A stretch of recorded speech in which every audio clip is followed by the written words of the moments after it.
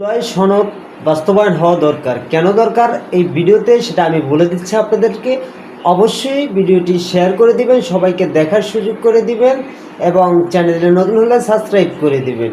প্রিয় বন্ধুরা, জুলাই সনদ বাস্তবায়ন হওয়া দরকার এজন্যই অন্তর্বর্তীকালীন সরকার ডক্টর মোহাম্মদ ইউনূস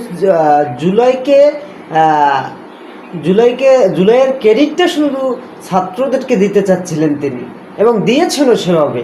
কিন্তু জুলাই গণ অভ্যুত্থান শুধু ছাত্ররা করেননি, ছাত্র জনতা মিলে, টোটাল বাংলাদেশের মানুষ মিলে এই অভ্যুত্থানটা ঘটিয়েছিলেন।